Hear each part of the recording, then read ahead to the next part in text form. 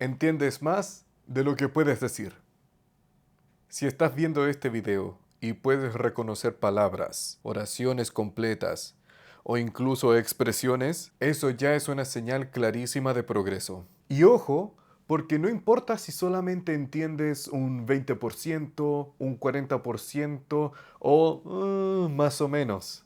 El simple hecho de que puedas seguir el hilo, saber de qué estoy hablando o captar el tono, significa que tu cerebro ya hizo la parte difícil: conectar.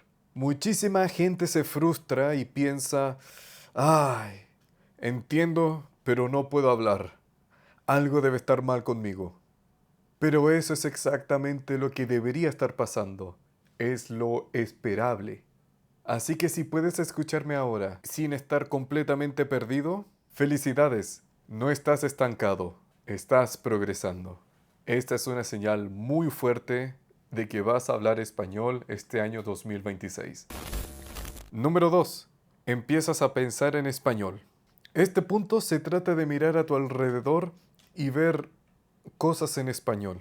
Pensar en la palabra en español. O si no sabes la palabra, la buscas. También se trata de cuando piensas en una acción y te pones a pensar en cómo expresarlo en español. Cuando deseas reaccionar en español. Cuando adaptas palabras en español. Ahí es. Si empiezas a nombrar objetos, emociones, conceptos o acciones en español, no solo significa que has estudiado palabras, sino que estás empezando a usarlas. A usarlas como una herramienta, no como una materia. Esta es otra señal incuestionable de que este año vas a hablar español fluido. Número 3. No tienes miedo a equivocarte. Hablemos del miedo por un segundo. El miedo al principio es completamente normal. Cualquier persona que empieza algo nuevo, idiomas, gimnasio, un arte, cámara, lo que sea, siente miedo de hacerlo mal. Y ojo que el miedo no es tu real enemigo. El miedo existe para protegerte. Y en el caso del idioma, te protege de algo muy humano: hacer el ridículo, quedar como incompetente, que te juzguen, que te excluyan del grupo. Y sí, eso va mucho más profundo de lo que parece. Nuestro cerebro ve esos riesgos como peligros reales. Y por eso este punto es súper importante y a la vez muy ignorado. Aprender gramática, vocabulario, es algo más bien mecánico, pero eso no te llevará a la fluidez. Lo que sí te llevará a la fluidez es superar ese miedo, porque requiere de muchos pasos. Y ahora aquí viene una gran verdad.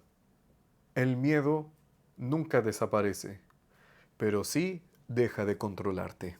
Cuando avanzas, el miedo sigue ahí, pero tú tienes el control. Ahí es cuando ocurre el cambio real. Vas a equivocarte. Vas a equivocarte hoy, mañana, pasado mañana, o el siguiente, o el siguiente, o el siguiente, o el siguiente. Pero la diferencia entre alguien estancado y alguien que tiene el camino al éxito asegurado no es ni el talento ni la memoria. Es qué tan pronto aceptas esa realidad. Mira a los niños. Ellos hablan, no piden permiso, no suenan bien, no esperan sonar bien, no se callan. Ellos solo hablan. Y hablan mal. Mezclan, inventan palabras. Y por eso aprenden. Nosotros, los adultos, nos reímos. Y a ellos no les importa nada. Ellos se ríen con nosotros. Cuando pierdes el miedo a equivocarte, pasa algo clave. Dejas de querer ser perfecto y empiezas a querer ser efectivo. Si a ti te importa más que te entiendan que sonar nativo, te importa más comunicar que proteger tu ego, te importa más progresar que lo que piensan de ti, si el miedo ya no te controla, entonces es una señal clarísima de que la fluidez ya no es algo lejano. Número 4. No subestimas la gramática, pero tampoco te obsesionas. Ya aprendiste las reglas más importantes de la gramática. Las has visto, las has estado practicando y repasando. Perfecto, eso importa y mucho. Pero también entendiste algo que a muchos les cuesta entender. Saber gramática no es lo mismo que hablar fluido. La gramática no es el destino, es el mapa. La fluidez es el destino, pero la gramática te indica el camino. La gramática te ayuda a no perderte, a entender por qué algo no suena bien y a corregirte más rápido. Y que yo sepa, nadie llega a su destino solamente leyendo mapas. Por eso ves la gramática en este punto como una aliada silenciosa. No la idealizas ni la demonizas. Le das exactamente el espacio que merece.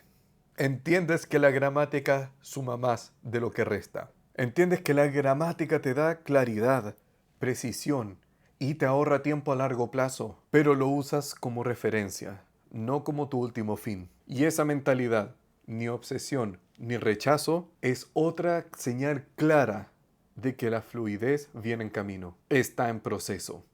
Número 5. ¿Te gusta leer en español? Enfrentémoslo. Hoy en día casi nadie lee, y mucho menos leer en un idioma que no domina. Leer en otro idioma requiere atención, concentración y muy pocas veces gratificación instantánea. Por eso digo que si tú lees, ya eres parte de una minoría y me agradas. Y si además buscas leer en español, aunque tengas que ir más despacio, aunque tengas que releer frases, o aceptar de que no entiendes todo, eso no es casualidad, eso es fluidez. El hábito de leer siempre ha sido uno de los métodos más potentes para mejorar la inteligencia verbal, la concentración, la memoria a largo plazo y el vocabulario en contexto. Y sí, eso se refleja en tu español. Ahora fíjate en esto, porque aquí ya no hay teoría, sino señales concretas. Tu teléfono está en español. Tu feed de Instagram o YouTube te muestra contenido en español. Buscas noticias en español.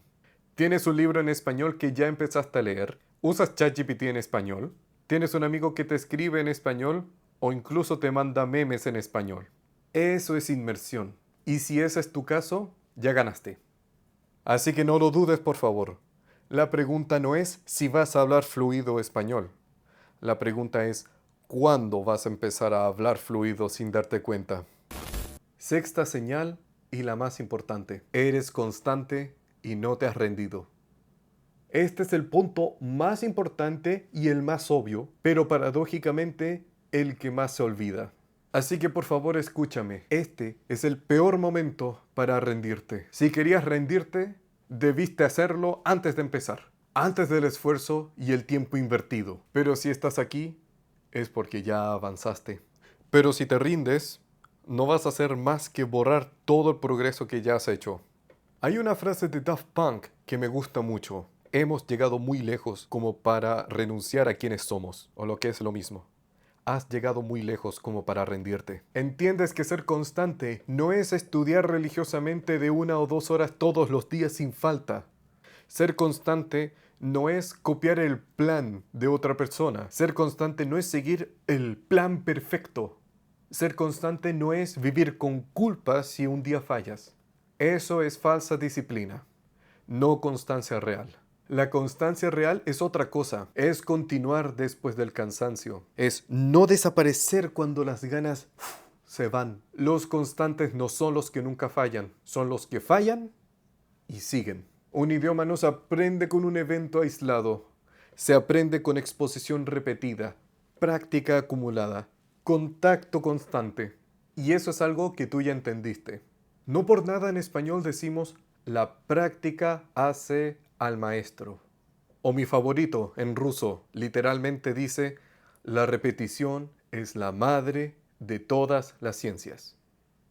O como todos conocen en inglés, practice makes perfect. No importa la cultura o el idioma, todos llegan a la misma conclusión.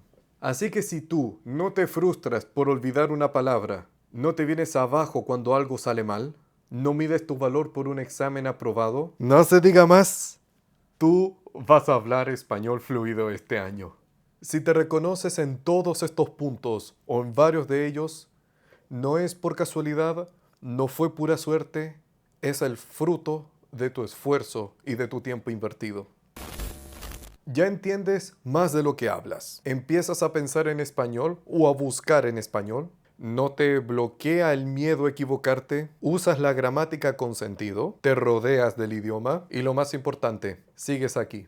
Pero solo recuerda algo y tómalo como una pequeña advertencia. No te relajes demasiado. Celebra tus logros, pero no te relajes. Un idioma no se termina de aprender nunca.